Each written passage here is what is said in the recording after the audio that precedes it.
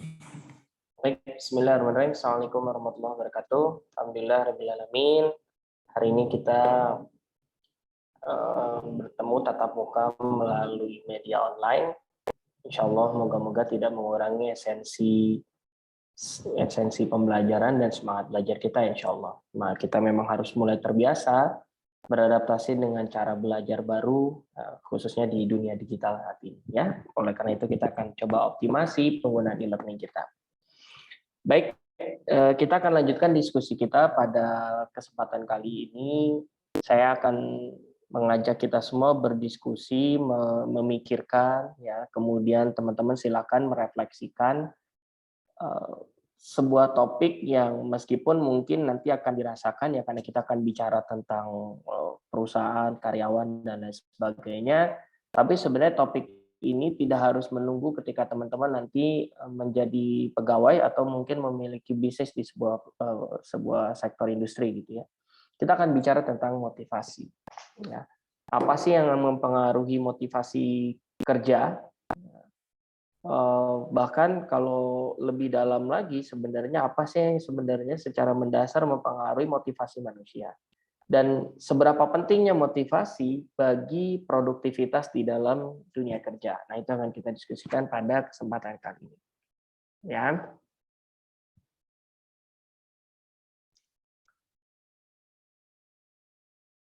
Oke. Baik.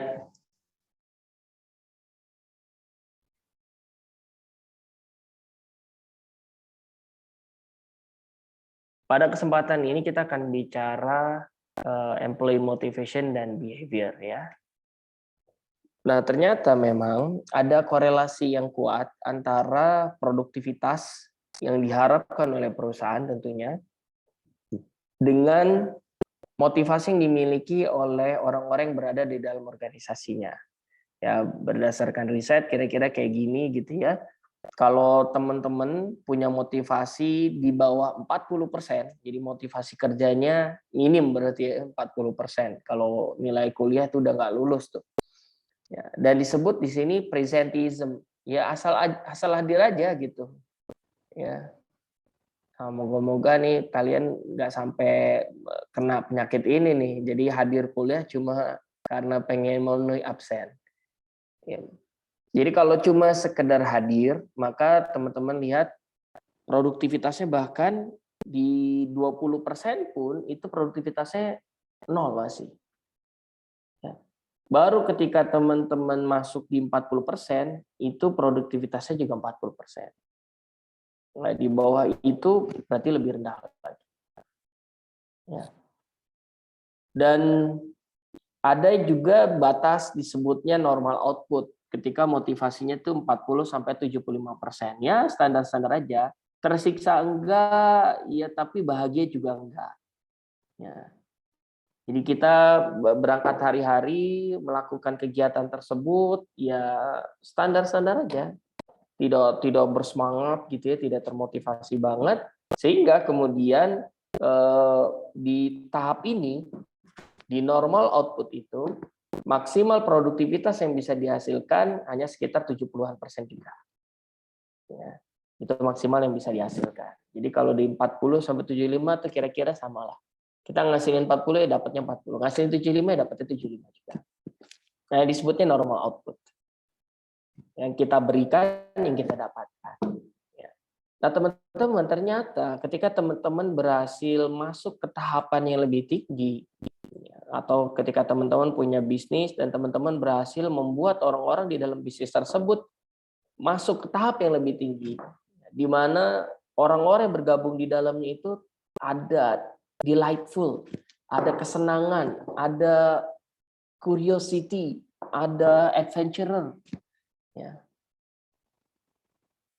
Dan susah sampai akhirnya gara-gara kesenangan itu orang-orang yang berada di dalam organisasi tersebut tuh susah disuruh berhentinya. Ngerjain sampai malam, kepikiran besok pagi ngerjain lagi gitu ya. Kenapa? Ya karena memang dia menikmati sekali prosesnya. Ya. Nah, ketika sampai di tahap ini, maka akan terjadi peningkatan produktivitas lebih dari 100%. Ya. Kita lihat di sini grafiknya tiba-tiba naik, bahkan kalau teman-teman bisa sampai termotivasi 100% pun, itu akan terjadi peningkatan kinerja itu 1,5 kalinya. Bisa sampai 150%. Jadi ketika teman-teman bersungguh-sungguh, luar biasa, miracles happen, kira-kira gitu lah ya. Teman-teman akan menyaksikan produktivitas perusahaan tiba-tiba meningkat karena ada hal-hal baru yang bisa ditemukan, ada motivasi yang untuk menghasilkan inovasi. Dan ini kemudian motivasi itu menular ya. Jadi kalau teman-teman termotivasi, orang-orang di sekitar teman-teman juga akan termotivasi. Kalau kita happy, ya orang-orang di sekitar kita akan happy. Kita sedih, orang-orang bakal sedih. Ya, contoh deh, misalnya kalau saya ngajar kalian gitu ya, begitu buka kelas, Assalamualaikum warahmatullahi wabarakatuh. Gimana? Ya kayaknya nggak nyampe 10 menit kalian udah tinggal tidur gitu kan.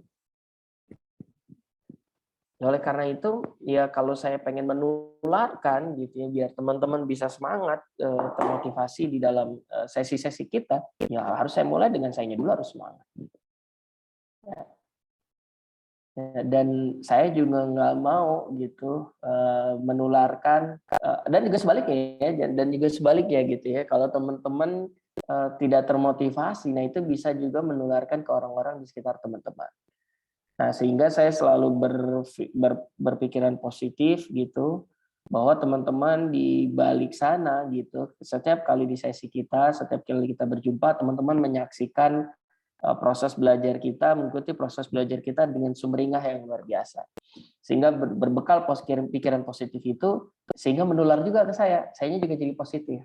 Ya, saya nggak mikirin, nggak berburuk sangka gitu ya, udah enjoy aja. Ya.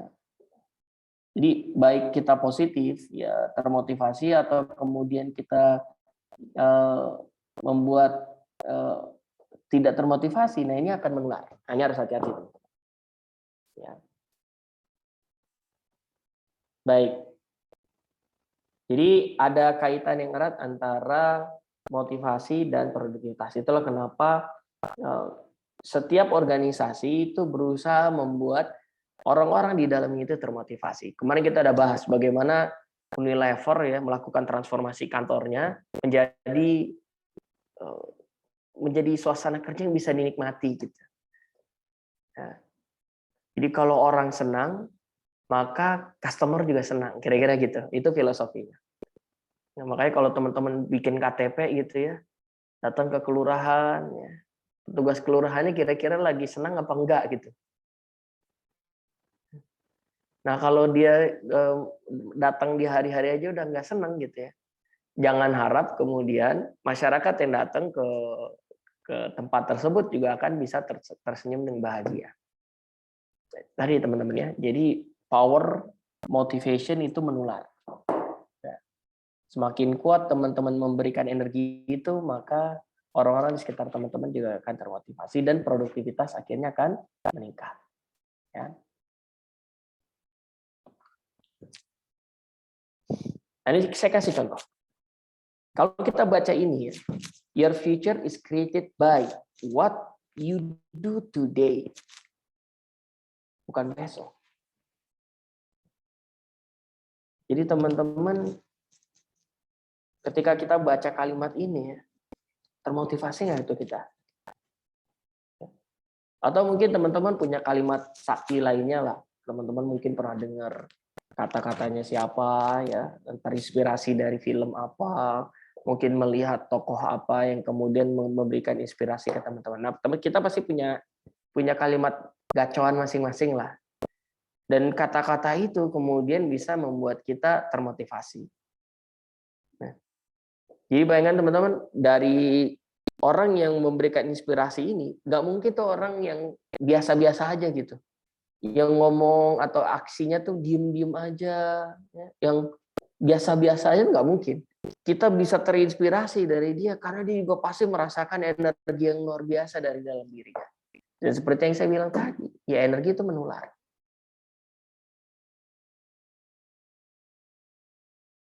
Nah, jadi masing-masing kita itu punya motivasi. Tapi kita sampai sekarang mungkin masih bertanya-tanya.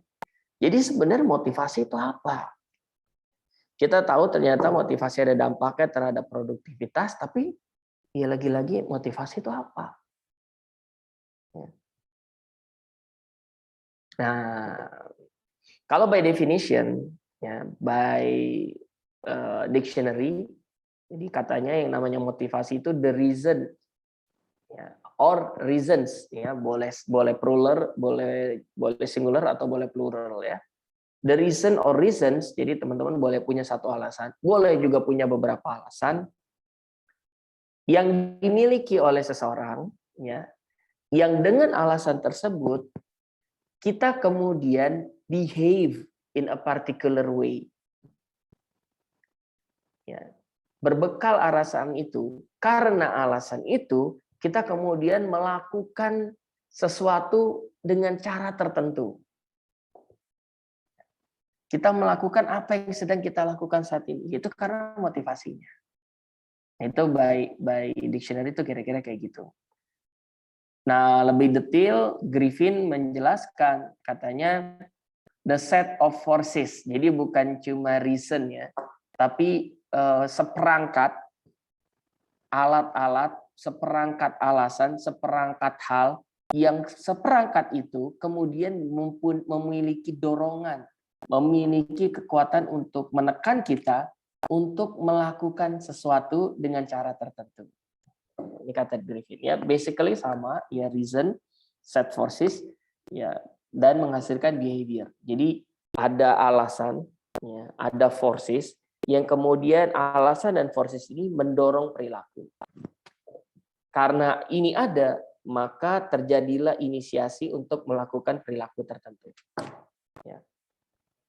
Jadi teman-teman, sederhananya, kalau teman-teman sedang melakukan sesuatu, itu pasti ada motivasinya.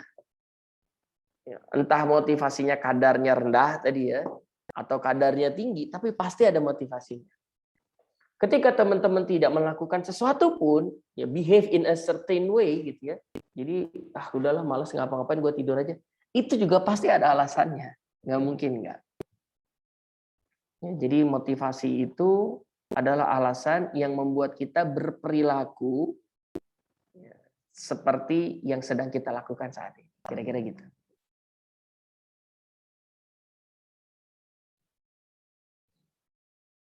Nah, untuk lebih memahami, ya, bagaimana motivasi itu terbentuk, gitu, ya.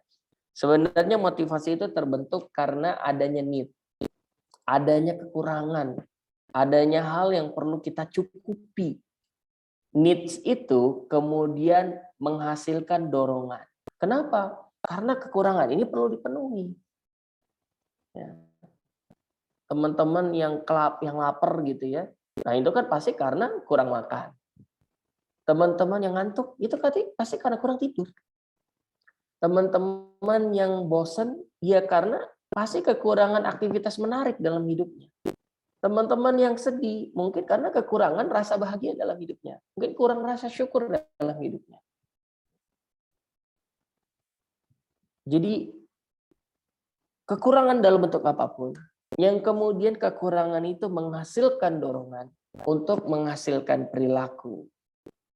Kenapa? Karena perilaku ini yang kita tahu, yang kita pahami, perilaku ini akan menghasilkan yang kita kurang.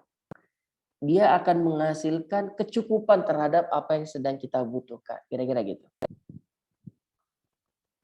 Ya menurut kita, ya, bisa jadi menurut kita salah. Ya, contoh misalnya anak-anak yang masih mencari jati diri, katanya gitu, ya.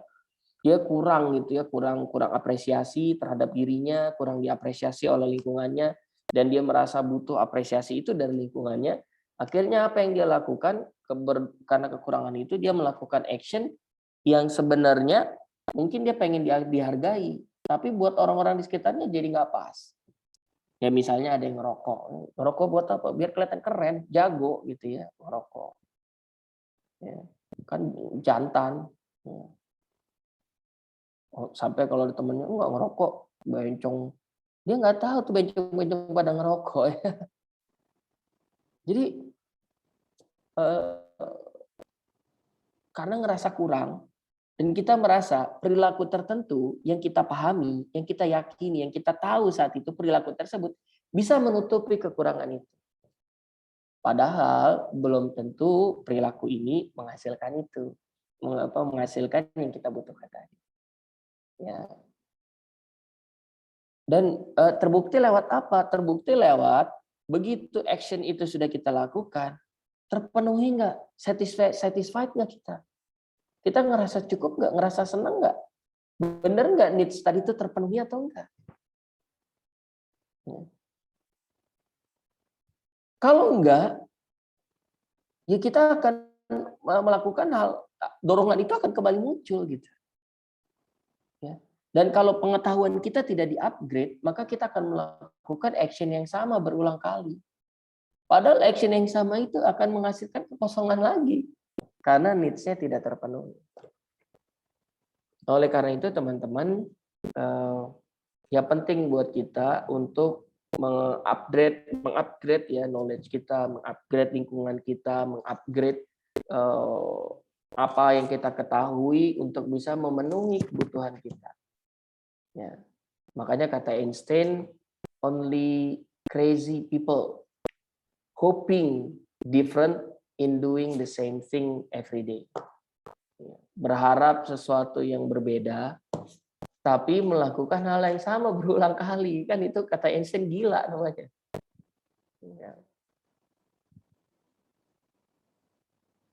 Nah inilah bagaimana motivasi itu bisa terbentuk teman-teman.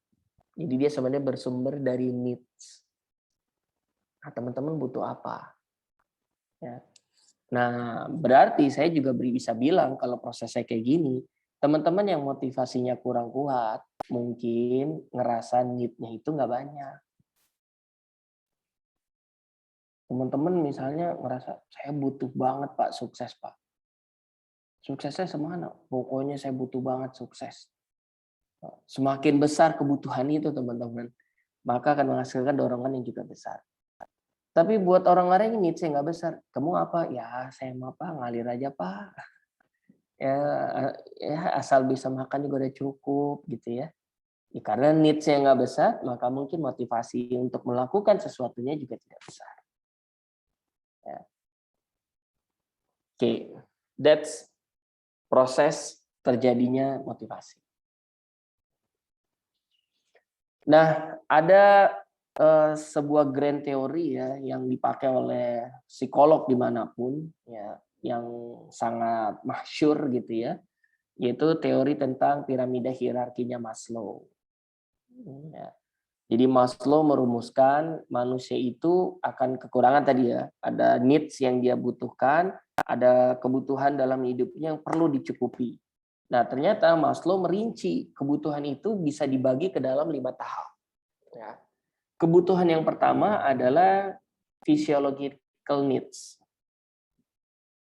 Jadi kebutuhan mendasar yang ada hubungan langsung dengan kebutuhan hidup gitu. Yang mendasar dengan kebutuhan metabolisme. Ya. Makanya di sini bicara makan, bicara sandang, pangan, papan tuh di situ. Yang penting bisa berteduh, yang penting bisa makan, yang penting bisa punya pakaian, ya itu psychological needs. Makanya teman-teman susah kita ngajak orang untuk terlibat beraktivitas ke dalam hal-hal yang lebih besar gitu ya, terlibat di dalam hal yang contributing gitu ya, contributing to others. Kalau kemudian kebutuhan hari-harinya aja tuh nggak tercukupi. Ya. Nah ini saya sampaikan, boleh jadi kita sekarang punya banyak fakta yang tidak sesuai dengan teori ini ya. Namanya juga ini kan teori ya, teori itu berkembang. Dan ini adalah salah satu teori yang paling masyhur. Jadi kita berdasarkan teori ini susah orang diajak untuk berkontribusi memberikan yang terbaik bagi negara kalau dia buat makan aja nggak bisa. Kira-kira gitu. Ini filosofinya. Padahal kalau kita lihat sejarah, Rasulullah justru dulu dakwah Islam yang pertama kali diterima adalah di kalangan budak ya di kalangan kelas bawahnya justru yang menerima Islam pertama kali. Ya. Dan mereka yang juga kemudian membela Rasulullah gitu ya. Jadi atau misalnya kita bisa bilang ada orang-orang di daerah tertentu, ya misalnya di Lombok deh, kalau teman-teman orang Lombok ya, di sana tuh masjid tuh megah-megah luar biasa gitu ya. Padahal rumah-rumah di sekitarnya biasa aja gitu. Tapi yang namanya masjid megah-megah banyak lagi. Sampai saking banyaknya sholat Jumatnya dibikin gantian kan di Lombok tuh. Jadi sekarang di satu RT ada 2 masjid gede gitu ya. Sekarang mau sholat Jumat di sini, besok sholat Jumat di sana. Saking banyaknya masjid gitu. Dan megah-megah luar biasa. Padahal rumah-rumah mereka tuh biasa aja. Nah, ini kan berlawanan ya dengan konsep ini gitu ya. Itu boleh jadi kayak gitu ya. Tapi ini salah satu konsep yang masyhur. Ya, jadi dibilang kalau misalnya kebutuhan pangannya aja nggak terpenuhi, susah kita kemudian untuk ngajak dia memiliki kebutuhan yang lebih besar. Ya. Nah, kalau ini sudah tercukupi, ya, physiological needs-nya sudah tercukupi, maka orang akan mencari kebutuhan yang baru, yaitu security. Ya, dia pengen ngerasa aman. Dia pengen kalau punya rumah udah, tapi rumahnya harus aman gitu ya. Dia pengen masa depan yang lebih terjamin, kira-kira gitu. Jadi ada secure. Saya sudah makan, tapi gimana saya bisa tetap makan? Nah, ini security needs. Dia pengen ada kepastian dalam jangka panjang untuk hal-hal yang dia butuhkan. Ya.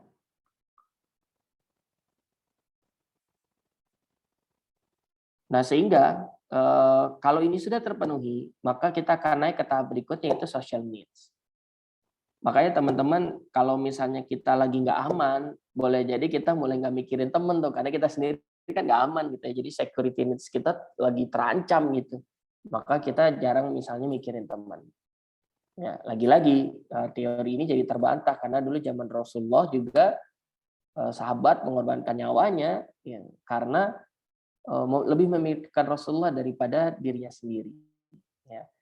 Itu bukan artinya bukan teori ini salah, tapi ada kasus-kasus, ada dorongan yang lebih besar yang kemudian membuat piramida ini jadi terbalik kira-kira gitu. Ya. Ini social needs. Nah, kalau social needs-nya sudah terpenuhi, teman udah punya. Gitu. Yang berikutnya adalah dia pengen dihargai. Jadi self esteem ya, yang membuat kepercayaan dirinya tuh ada gitu. Mobil udah ada, ya berikutnya bukan cuma sekedar mobil lah, pengennya Mercy. Ya, biar kalau masuk sebuah kantor gitu ya, satpam langsung ngebukain pintu. Dan beda ya, datang bawa Mercy atau Alphard gitu ya, dibanding teman bawa Toyota Avanza, kan pasti akan beda tuh, statusnya bakalan beda. Jadi ini di tahap berikutnya. Makanya kalau orang-orang yang sudah mikirnya saat ini mau bukan makan siang apa lagi ya, tapi makan siang di mana? Ya, pagi makan siang di Jakarta, pagi sarapan di Jakarta, siang makan di Singapura, ya. Malam take off ke Amerika. Nah, ini self esteem. Nah, yang menarik adalah misalnya ya kita kadang-kadang suka bingung sendiri ya. Misalnya kita pergi naik pesawat dari Jakarta ke Surabaya, kan penerbangan paling sejam gitu kan. Penerbangan sejam atau ke Jogja apalagi ya. Tapi ada yang membeli tiket untuk kelas bisnis. Ya kalau buat kita yang tadi ya kita belum sampai ke dalam self esteem needs gitu, masih ya security lah. Kadang-kadang psychological masih bermasalah. Kita nggak ngerti gitu ngeliat orang ngapain sih beli kelas bisnis, duduk juga setengah jam nyampe gitu kan, paling lama sejam nggak berasa baru duduk baca-baca apa dikit gitu ya, nonton film juga mungkin belum selesai udah nyampe lagi, kok harus ada orang yang naik di kelas bisnis gitu ya, karena tadi orang-orang yang duduk di kelas bisnis mereka sudah masuk ke level berikutnya yaitu esteem needs.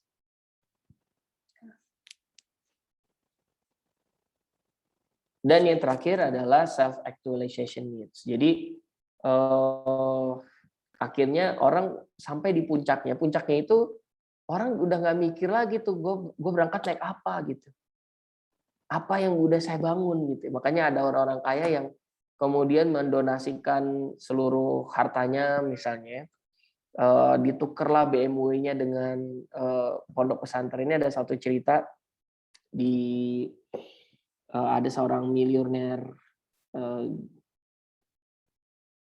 dia startup ya, punya startup dulu di London, masuk jajaran 30 under 30 ya, 30 orang yang promising di bawah 30 tahun. Ya. Dan karena kesuksesannya itu digonta-ganti mobil kan. Dan satu ketika dia ngerasa kecewa karena dia ketika habis beli BMW model baru, tiba-tiba nggak lama BMW ngeluarin seri yang lebih baru lagi. Terus dia tiba-tiba ngerasa, ngapain ya? Jadi sesuatu yang saya kejar sejak lama, begitu saya punya, tiba-tiba yang tadinya saya impikan, tiba-tiba jadi nggak kepake karena ada seri baru gitu. Dia ngerasa kayak, ya Allah, apa gitu, gue bukan nggak ngomong ya Allah ya, bukan orang Islam juga soal, ya orang Inggris.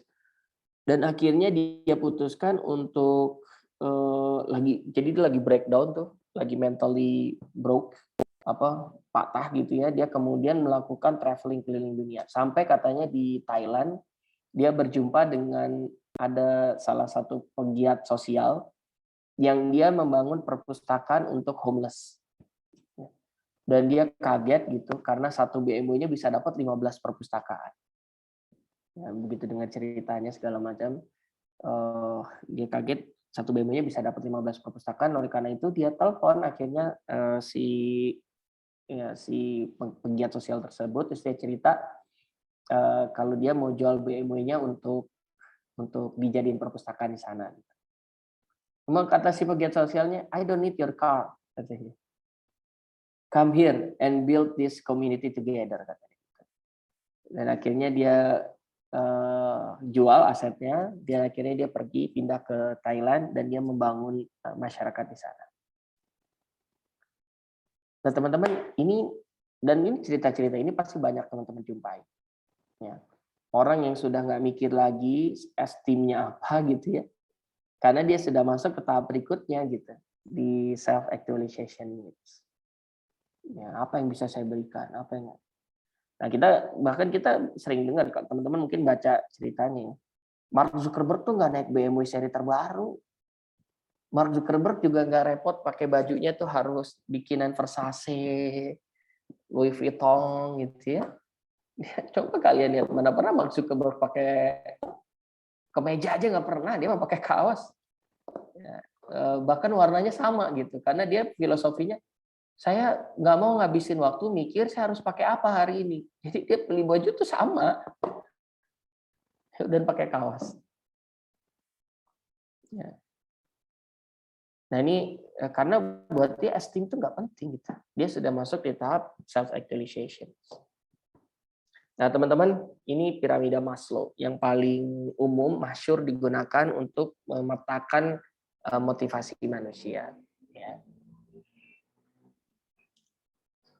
Nah, bagaimana kemudian piramida Maslow ini diterapkan dalam dunia industri terhadap motivasi karyawan gitu ya?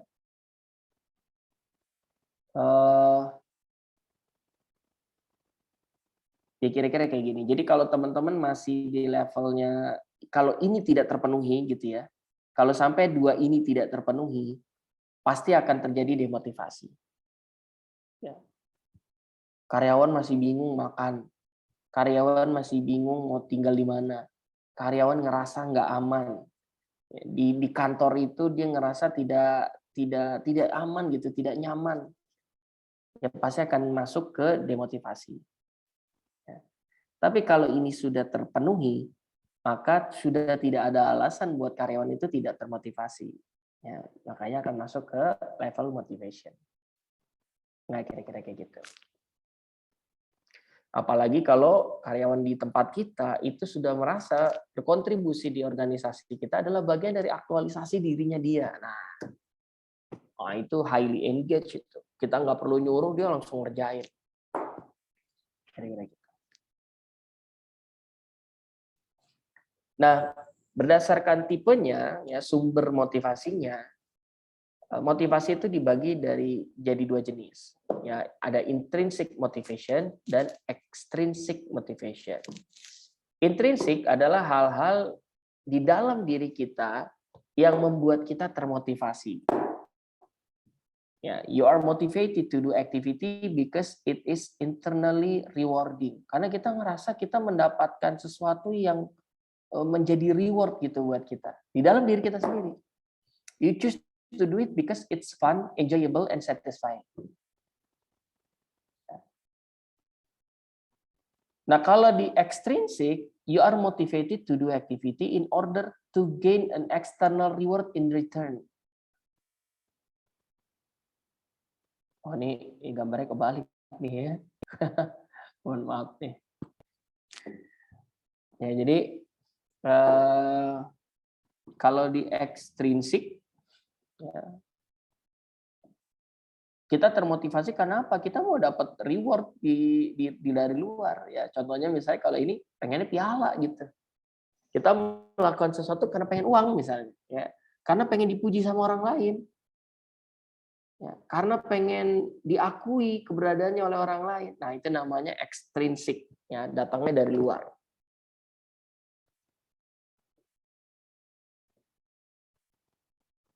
Ya. Nah, pertanyaannya, mana yang lebih bertahan lama?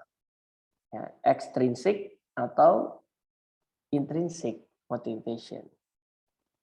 Ya. Mana motivasi yang lebih kuat, yang lebih bertahan? Ya kan kalau bicara motivasi kan bicara sustainability, benar ya? Bukan cuma sewaktu-waktu tuh semangat, habis itu enggak semangat lagi kan, enggak, bukan begitu kan? Tapi karena kenapa? Kerjaan kita kan jangka panjang.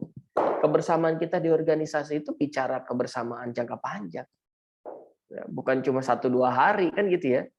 Nah, oleh karena itu bicara motivasi tentunya adalah mana yang lebih last longer gitu, mana yang bertahan lebih lama, mana yang lebih kuat tahan lama, intrinsik apa ekstrinsik. Ya. Nah, contohnya gini deh, kalau misalnya teman-teman habis nonton serial-serial motivasi gitu ya, atau ikut di sesi-sesi motivasi gitu ya, super sekali gitu ya misalnya, berapa lama sih motivasi itu bertahan? Setahun? 2 tahun? Apa sehari 2 hari? Atau jangan-jangan begitu habis acaranya udahan, ya kita kembali tidak termotivasi. Ya. Nah, ini kenapa? Karena motivasi yang kita dapatkan saat menonton itu adalah motivasi dari luar. Kita termotivasi karena omongan orang tadi gitu. Ya. Nah, motivasi yang lebih kuat, teman-teman semua, adalah motivasi yang bisa kita produce sendiri. Yang bisa kita hasilkan sendiri, tidak tergantung oleh orang lain. Nggak nunggu ada orang yang muji, nggak nunggu ada orang yang ngasih hadiah, nggak nunggu ada orang yang mengancam. Ya, kita kemudian bisa termotivasi sendiri. Kita bisa creating the motivation. Ya, begitu dia mulai usang, kita diam sejenak, tiba-tiba dia muncul lagi misalnya. Ya, kita bisa memproduksi sendiri motivasi itu, atau disebut dengan intrinsic motivation. Ya. Nah, di bukunya Daniel Pink, ya, Motivation 2.0, dia bilang yang namanya motivasi itu dibagi jadi 3 tahap. Intrinsic motivation itu ada 3 macam. Ya, ada autonomy, mastery, and purpose. Apa sih? Ya, atau autonomy, mastery, and purpose? Jadi kalau autonomi itu adalah motivasi yang timbul ya, karena kita diberikan kebebasan. Ya. Dia timbul dengan sendirinya. Ya. Nggak perlu disuruh-suruh, kita kerjain. Itu namanya autonomi. Ya. Kalau purpose, kita termotivasi karena kita mau mencapai sesuatu. Ya. ada yang pengen kita kejar. Nah, kira-kira gitu. Siapa yang memproduksi itu? Ya diri kita sendiri. Kalau mastery, kita termotivasi melakukan sesuatu karena kita pengen menguasai sesuatu. Contoh deh, teman-teman yang bisa gitar misalnya. Kan dulu pengen bisa nguasain satu lagu. Satu lagu sederhana bisa, pengen nguasain yang lain lagi. Atau buat teman-teman yang saat ini jadi hafiz gitu ya, hafiz trainer. Pengen bisa menguasai keseluruhan tajwid. Begitu tajwid sudah bisa, pengen menguasai gimana irama baca. Irama baca sudah, pengen bisa baca yang yang ada 7 macam baca itu ya, dan lain sebagainya. Pengen menguasai gaya baca imam tertentu misalnya. Buat teman-teman yang hobinya ngedesain gitu, pengen menguasai ilmu desain tertentu, pengen menguasai dan lain-lain. Ya. Nah ini purpose, mastery, and autonomous. Jadi dia otomatis gitu. Nah teman-teman, kalau teman-teman berhasil menemukan perpaduan dari ketiganya, maka disinilah yang Daniel Pink sebut drive. Bukunya judulnya memang drive. Ya. Drive itu di sini. Ketika ada tujuan, bertemu dengan cara untuk menguasai, bertemu dengan yang memang kita kerjakan dengan suka hati, autonomous tadi ya. Nah, di sini terjadi drive. Kalau cuma perpotongan dua hal saja, nah ini beda-beda. Ya, autonomi bertemu dengan purpose jadi desire, ya keinginan. Sesuatu yang menyenangkan untuk kita lakukan. Autonomi bertemu dengan mastery jadi dedication. Ya. Kita senang dan kita pengen menguasai, jadi kita berdedikasi di sana. Mastery bertemu dengan purpose, maka di sini jadi disiplin. Kita berdisiplin untuk mencapai kemampuan yang pengen kita kejar. Ya. Nah, kalau tiga-tiganya ketemu, ini yang disebut dengan drive. Nah, dorongan sebenarnya motivasi itu ada di sana.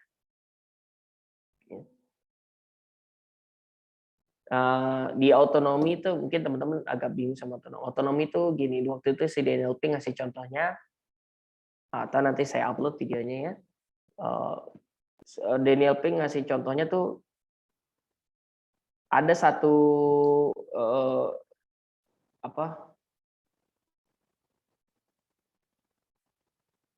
ada satu perusahaan gitu ya, yang satu perusahaan itu kemudian dibebaskan satu hari untuk menghasilkan apapun, bikin ide gila apapun, ide paling bagus, ide paling menarik, dikasih reward. Nah tiba-tiba begitu di satu hari dibebaskan itu, tiba-tiba muncul ada cara baru, ada ide baru, ada penyelesaian masalah baru gitu ya. Nah inilah yang disebutnya dengan autonomous. Jadi gimana kemudian karyawan itu diberikan ruang untuk mereka berimprovisasi gitu ya. Nah itu yang disebut autonomous. Oke. Nah, sederhananya sebenarnya ada teori yang lain yang menyatakan kalau human motivation itu terbentuk karena dua. Ya, motivasi manusia kenapa melakukan sesuatu itu karena dua hal. Karena dia pengen avoiding pain atau gain pleasure. Dia pengen menghindari rasa sakit atau dia pengen mendapatkan sesuatu. Ya. Nah ini misalnya ya contoh ada anak sekolah. Nah, anak sekolah berangkat sekolah gara-gara apa? Yang satu gara-gara diomelin sama emaknya kalau dia di rumah. Yang satu pengen belajar, ketemu sama teman-teman, main gitu ya, ketemu sama guru yang baik gitu. Jadi perilakunya sama, mereka berdua sama-sama datang ke sekolah, belajar di tempat yang sama, tapi sumber motivasinya berbeda. Yang satu avoiding pain karena takut diomelin sama ibunya di rumah, yang satu pengen mendapatkan kesenangan dari teman-temannya, dari gurunya. Nah, jadi inilah definisi dari teori ini tentang human motivation. Jadi avoiding pain and gain pleasure. Nah, konsep inilah yang kemudian diturunkan menjadi value proposition canvas yang menjadi dasar dari bisnis model canvas. Ya. Karena tadi bicara pain and gain pleasure. Nah, kata Anthony Robbins, jadi di antara dua hal itu ya, antara avoiding pain apa gain pleasure, ternyata people will do more to avoid pain than they will do to gain pleasure, katanya gitu. Nah, jadi mana yang lebih efektif, avoiding pain apa gain pleasure? Ya, ternyata kata Anthony Robbins, people will do more to avoid pain. Jadi akan lebih efektif kalau mereka mau menghindari rasa sakit dibanding mendapatkan kesenangan. Ya, contoh misalnya kalian di mahasiswa, kalau misalnya saya bilang, kalau kalian belajar dengan serius, ya besok kalian hadir ya, saya akan hadir dan bisa menjawab pertanyaan, belajar dengan serius, saya kasih A. Belum tentu tuh kalian belajar. Tapi kalau saya bilang, kalau kamu nggak bisa jawab, saya pastikan kamu nggak lulus di mata kuliah ini, dan saya nggak bakalan pernah ngelulusin kamu, dan kamu akan nggak lulus di kuliah ini. Wah, itu pasti kalian besoknya masuk, datang gitu ya, dengan wajah berbinar-binar gitu kan. Karena tadi avoiding pain. Ya. Nah, teman-teman, moga-moga apa yang kita diskusikan bisa teman-teman ambil insight-nya, dan bagaimana kemudian teman-teman refleksikan untuk bisa menerjemahkan apa yang menjadi sumber motivasi teman-teman semua. Moga-moga ada manfaatnya. Assalamualaikum warahmatullahi wabarakatuh.